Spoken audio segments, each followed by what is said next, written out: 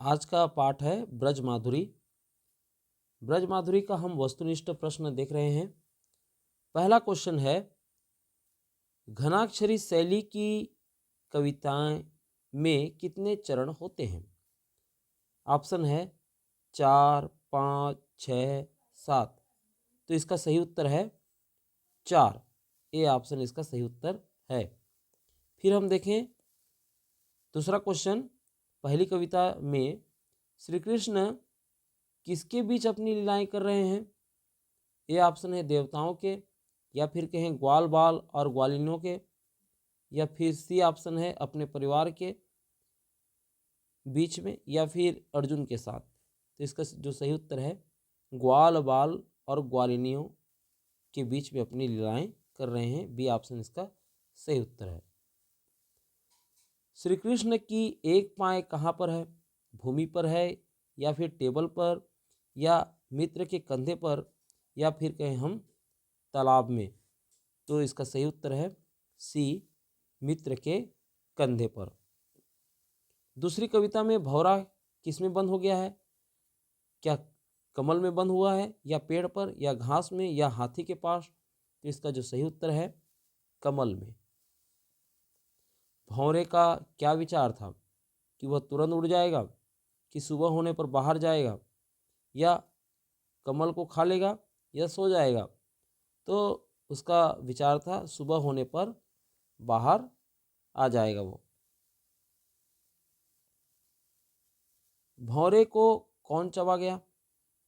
गधा, या हाथी, या गाय, या पक्षी? इसका सही उत्तर है हाथी।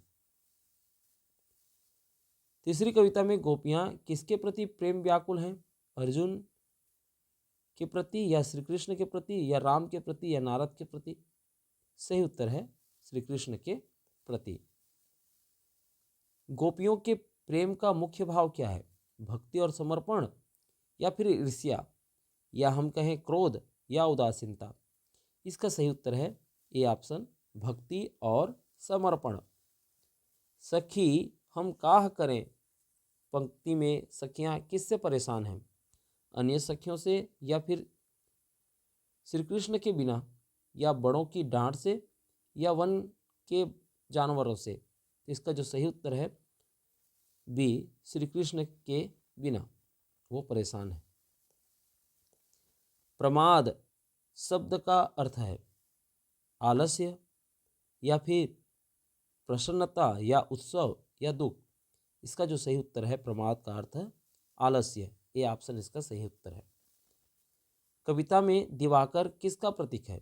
चंद्रमा का, या फिर सूर्य का, या फिर कहें आकाश का, या जल का? सही उत्तर है बी ऑप्शन, सूर्य का। बैठत उठत शयन सोवत पंक्ति किसकी स्थिति दर्शाती है? गोपियों की, या ग्वाल वालों की, या पद्माकर की, या भ्रमर की? तो इसका जो सही उत्तर है गोपियों की स्थिति दर्शाती है। सुमिरन का क्या अर्थ है? सुमिरन का अर्थ ध्यान है, या अध्ययन है, या खेल है, या मित्रता है? इसका जो सही उत्तर है ए, ध्यान। चिते चिते चारू और चौकी चौकी परे त्यों ही कविता के रचनाकार कौन है? भारतेंदु, या बेनी, या पद्माकर, या तुलसीदास? इसका जो सही उत्तर है वह है पद्माकर। दूसरी कविता में भौरे का अंत क्या हुआ?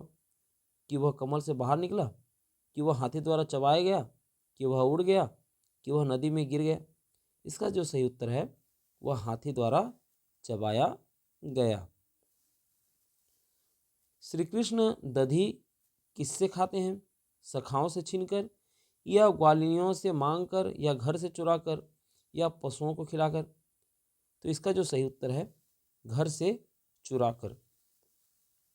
सुरभि मनुष्य मात्र में भरे विवेक ज्ञान की पंक्ति में सुरभि का अर्थ है ए, गंध से है, कि सुंदरता से है, या फिर कहें प्रेम, या फिर प्रकाश? इसका जो सही उत्तर है गंध।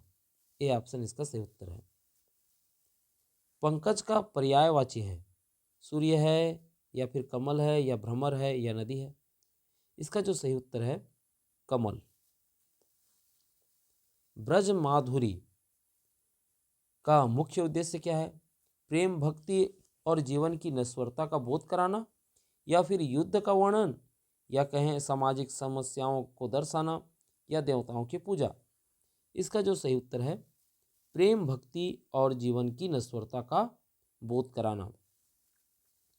अंतिम क्वेश्चन है, सखी हम काह करें कित जाएं कविता के रचनाकार कौन है? तुलसीदास जी हैं, या कहें हम भारतेंदु जी हैं, या पद्माकर जी हैं, या फिर बेनी जी। इसका सही उत्तर है भारतेंदु, बी ऑप्शन इसका सही उत्तर है। आशा है आप सभी के समझ में आ गया होगा आज का वस्तुनिष्ठ प्रश्न। हम ऐसे ही नेक्स्ट पार्ट का एमसीक्यू लेकर के आ रहे हैं। तब तक के लिए नमस्कार।